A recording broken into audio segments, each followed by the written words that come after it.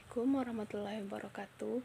Perkenalkan, nama saya Estirada dengan NIM C0D01951 dari kelas Perpajakan F. Di sini saya akan membahas materi mengenai memahami konsep dan pencatatan dari kewajiban jangka pendek dalam mata kuliah akuntansi perpajakan. A. Akuntansi utang pajak PPh pasal 21 atas pembayaran gaji karyawan. Jurnal PPh 21 adalah pencatatan potongan pajak atas penghasilan pasal 21. Penghasilan tersebut berupa gaji, upah, honorarium, tunjangan dan pembayaran lain dengan nama dan dalam bentuk apapun sehubungan dengan pekerjaan atau jabatan, jasa, dan kegiatan yang dilakukan oleh orang pribadi subjek pajak dalam negeri. Pencatatan jurnal pajak penghasilan pasal 21. Pada pencatatan dalam jurnal PPh 21, pencatatan pemotongan pajak penghasilan ini dibedakan sesuai posisi wajib pajak, yaitu pemberi kerja dan penerima kerja. Yang pertama, pemberi kerja. Jika dicatat dari posisi pemberi kerja, gaji maupun sejenisnya yang menjadi penghasilan karyawan merupakan beban biaya bagi perusahaan. Yang kedua, bagi penerima kerja, jika dicatat dari posisi penerima kerja, gaji karyawan dan sejenisnya diakui sebagai penghasilan sebesar nilai kotor atau belum dikenakan dengan pajak penghasilan dalam jurnal PPh pasal 21. Yang B, akuntansi utang pajak PPh pasal 23 atas bunga pinjaman. Pajak atas bunga pinjaman adalah PPh atas bunga pinjaman wajib pajak dalam negeri atau wajib pajak luar negeri, di mana ketentuan ini memotong bunganya sebesar 15% atas PPh pasal 23 dan 20% atas PPh pasal dari jumlah penghasilan brutonya.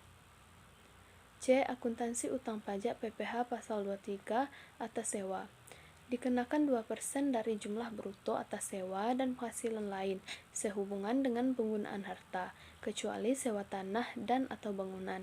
Dikenakan 2% dari jumlah bruto atas imbalan jasa teknik, jasa manajemen, jasa konstruksi, dan jasa konsultan. Selanjutnya yang D, akuntansi utang pajak PPh pasal 26 SPLN. Menurut Undang-Undang Nomor 36 Tahun 2008, PPh pasal 26 adalah pajak penghasilan yang dikenakan atas penghasilan yang diterima wajib pajak luar negeri dari Indonesia selain bentuk usaha tetap atau BUT di Indonesia. Tarif umum untuk PPh pasal 26 adalah 20%. Tarif 20% atau final atas jumlah bruto yang dikenakan atas yang pertama dividen, selanjutnya bunga, termasuk premium, diskonto intensif yang terkait dengan jaminan pembayaran pinjaman, royalti, sewa dan pendapatan lain yang terkait dengan penggunaan aset, insentif yang berkaitan dengan jasa, pekerjaan dan kegiatan, hadiah dan penghargaan, pensiun dan pembayaran berkala, premi swab, dan transaksi lindung lainnya, perolehan keuntungan dari penghapusan utang. Selanjutnya yang E, akuntansi utang pajak atas wesel dan dividen. Yang pertama, utang wesel. Hutang atau pinjaman wesel, jenis pinjaman yang satu ini adalah sebuah pinjaman yang terjadi atau dilakukan oleh seseorang yang menggunakan sebuah bukti secara tertulis. Di dalam surat tersebut, tidak diperlukan syarat serta jaminan yang digunakan. Yang kedua, dividen. Jenis hutang jangka waktu pendek yang satu ini merupakan hutang yang akan diberikan untuk investor. Investor tersebut merupakan seseorang yang dananya dihutangi untuk keperluan penggunaan suatu perusahaan. Sistem pembayarannya nantinya berupa pembagian dana. Baiklah, terima kasih.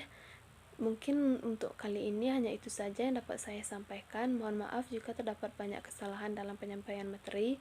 Terima kasih atas perhatiannya. Saya akhiri dengan wassalamualaikum warahmatullahi wabarakatuh.